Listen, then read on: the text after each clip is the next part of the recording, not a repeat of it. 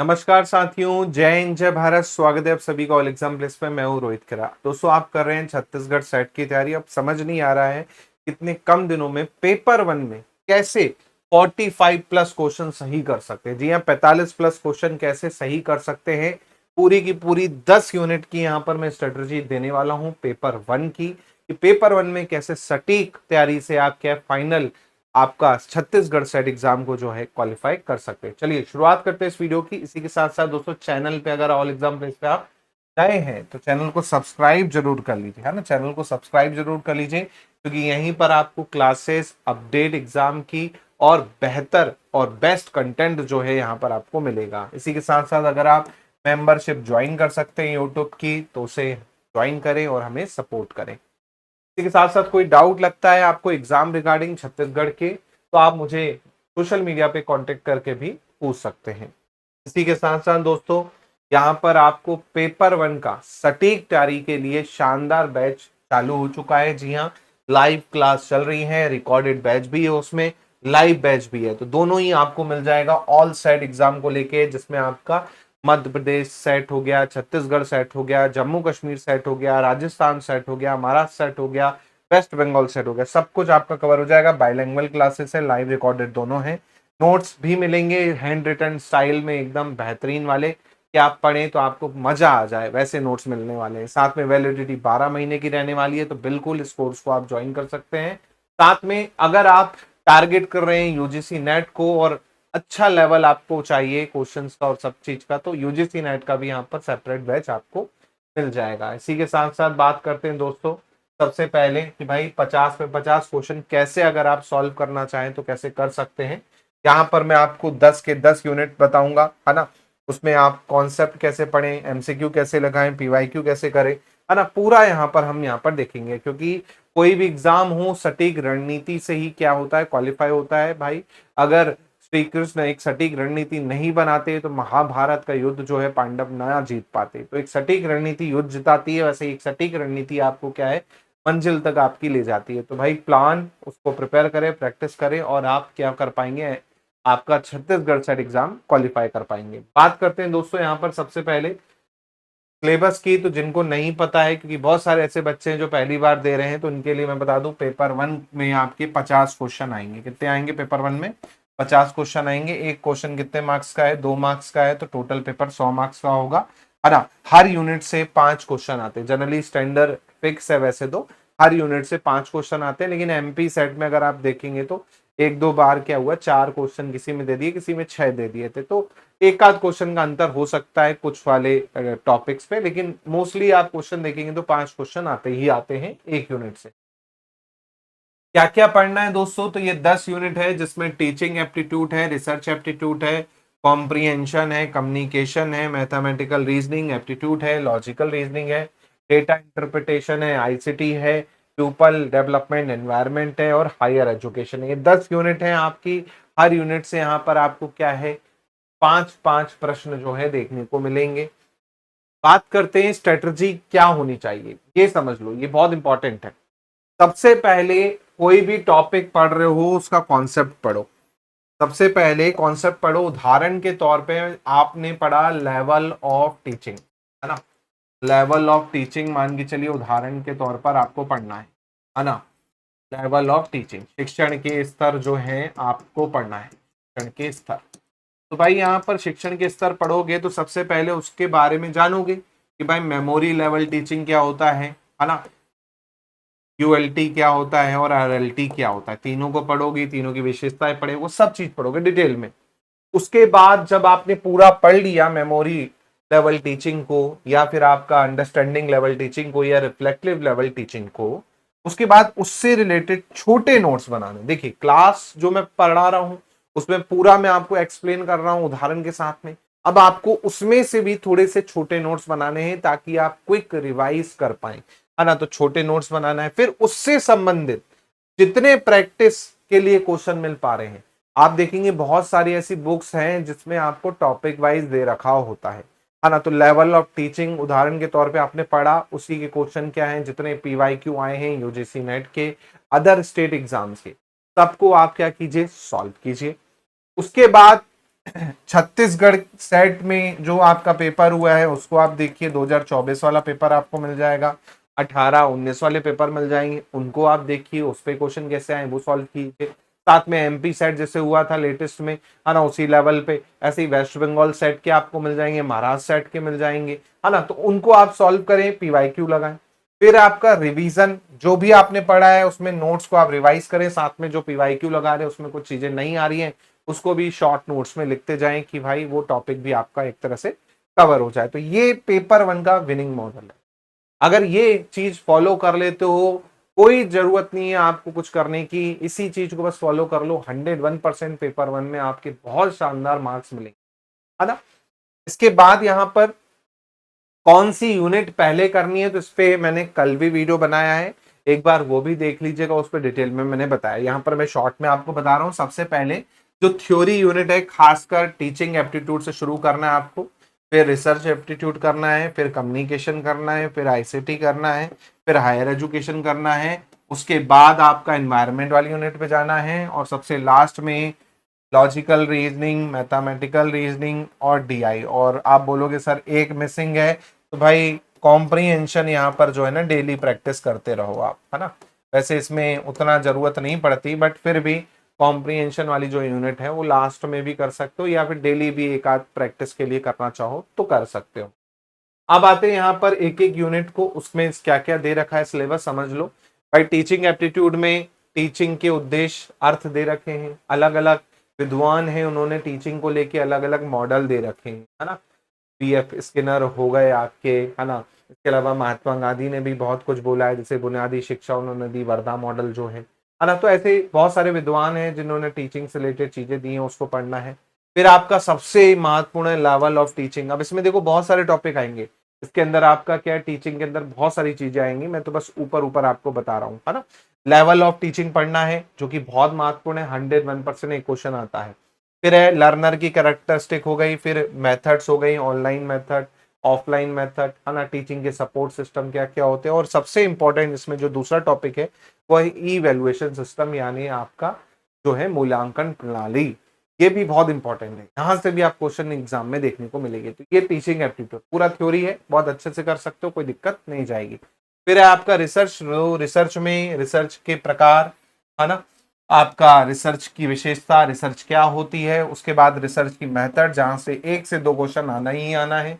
अलग अलग मेथड्स होती है रिसर्च की, उसको आपको डिटेल में पढ़ना है, चाहे वो क्वालिटेटिव हो, क्वांटिटेटिव हो, अप्लाइड हो, एक्शन हो, बेसिक हो, फंडामेंटल हो, है ना। जितनी भी टाइप ऑफ रिसर्च है सबको डिटेल में पढ़ना है। इस पे मैंने एक डेडिकेटेड वीडियो भी बना रखा है, लगभग मैंने 36 रिसर्च उसमें कवर किए हैं, 36 रिसर्च, तो एक बार वो जरूर देख लीजिएगा। इसी प्रकार रिसर्च के चरण, इससे एक क्वेश्चन आ जाता है और वो दे देता है आपको कि भाई इनमें से कौन सा रिसर्च का चरण होगा, उसको जमाइए, है ना। तो ये बहुत बेस्ट क्वेश्चन है। फिर आता है थीसिस, आर्टिकल, रेफरेंसिंग। रेफरेंसिंग से क्वेश्चन आ जाता है, एमएलए स्टाइल हो गया, है ना, एपीए स्टाइल हो गया, ये वाला जो पार्ट है इससे। फिर है रिसर्च इथिक्स से भी कई बार वो होता है कि रिसर्च इथिक्स से भी एक क्वेश्चन बना के आपको देता है, तो वो भी आप आराम से कर सकते हैं। फिर आता है कॉम्प्रीहेंशन। तो कॉम्प्रीहेंशन में पैसेज होगा, उसको ध्यान से पढ़ना है, मुख्य विचार क्या होगा पैसेज का वो देखना है, फिर उससे क्या उत्तर निकलना है वो देखना है। साथ में कोशिश करें कि एक पैसेज डेली करें। आप यूजीसी नेट की आपके पास बुकलेट होगी, पीवाईक्यू कोई भी, उसमें आप देख लीजिए भाई, जितने सारे आपके हैं उसमें उसमें एक पैसेज उठाओ, डेली बनाओ। इससे क्या होगा, रीडिंग स्किल डेवलप होगी, और जो क्वेश्चन आप गलत कर देते हो पढ़ते समय वो आपका कम हो जाएंगे गलत करना, है ना। तो पैसेज फ्री फोकट के मार्क्स हैं, केवल प्रैक्टिस की नीड पड़ेगी यहाँ। फिर आता है आपका कम्युनिकेशन। तो कम्युनिकेशन में वर्बल, नॉन वर्बल कम्युनिकेशन, है ना, ये बहुत इंपॉर्टेंट है, दोनों से क्वेश्चन आ जाते हैं। फिर इंटरकल्चरल कम्युनिकेशन, बैरियर से क्वेश्चन आता ही आता है एक एग्जाम में, है ना। मास मीडिया से क्वेश्चन पूछता ही पूछता है।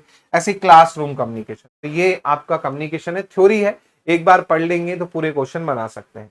फिर है आपका मैथमेटिकल रीजनिंग वाला पार्ट। तो यहाँ पर आपको लास्ट में करना है, क्योंकि यहाँ पर चाहिए प्रैक्टिस।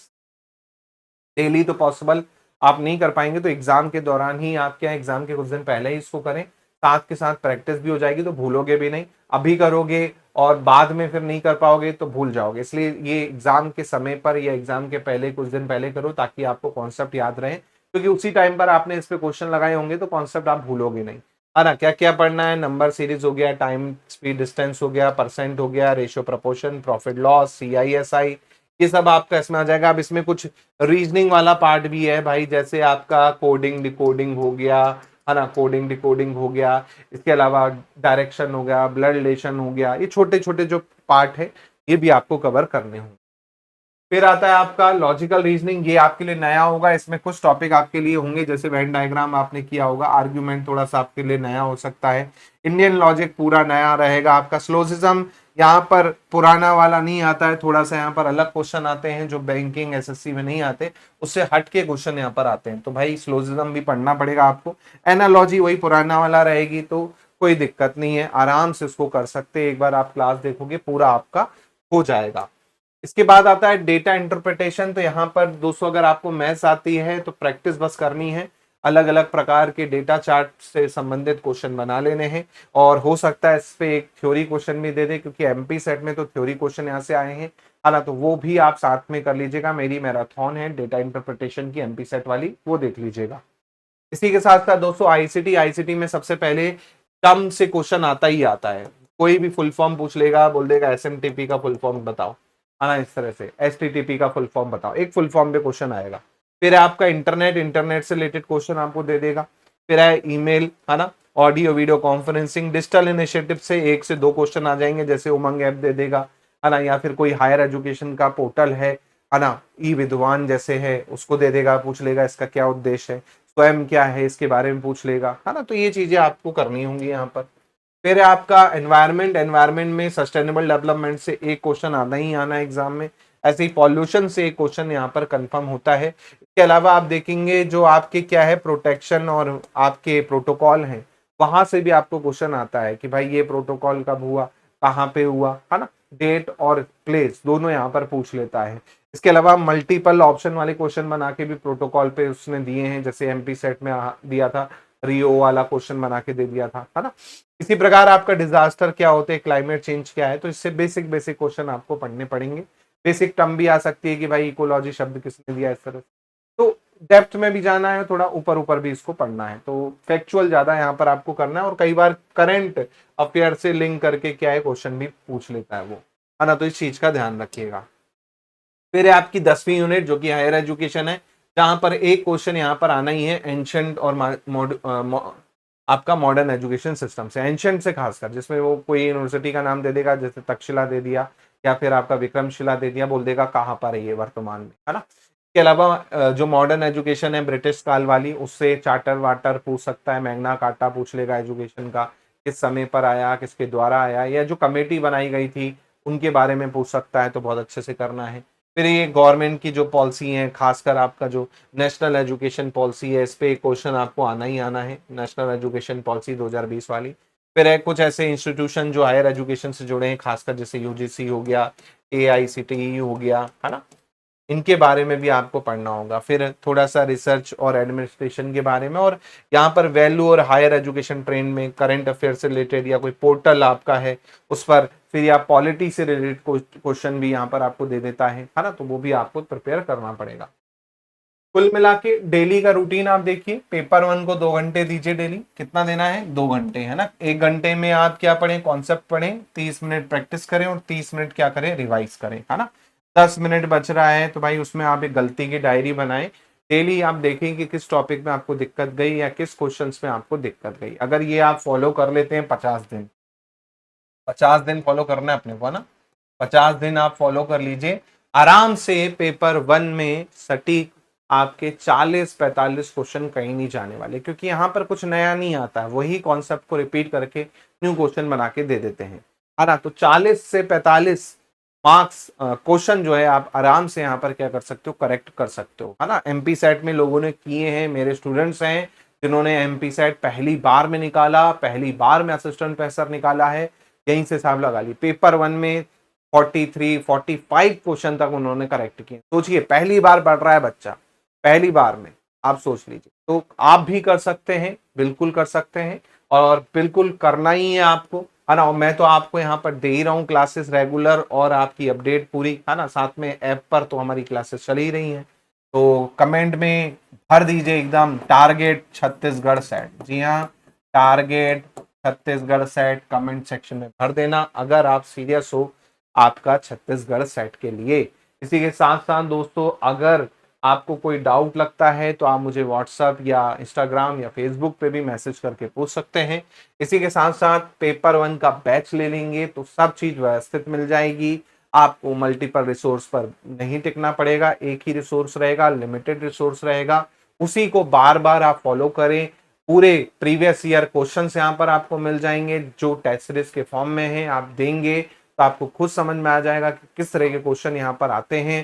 तो इस चीजों को आप जब करोगे तो अंदर से अपने कॉन्फिडेंस आ जाएगा। और वैलिडिटी देखो 1 ईयर की है, तो भाई एमपी सेट आएगा तो एमपी सेट में यूज हो जाएगा आपका ये कोर्स, है ना, या दूसरे स्टेट में अगर आप देना चाहें तो वहां पे भी यूज हो जाएगा, यूजीसी दोगे वहां पर भी यूज हो जाएगा ये कोर्स, है ना। सेम अगर केवल टारगेट यूजीसी नेट है, बिल्कुल उसका भी बैच आपको पेपर 1 का मिल जाएगा, तो बिल्कुल आप ज्वाइन कर सकते हैं। कोई डाउट लगता है तो कमेंट सेक्शन में कमेंट करके जरूर बताइएगा। मिलता हूं दोस्तों अगले वीडियो में, अगली अपडेट में। जय हिंद, जय भारत, धन्यवाद।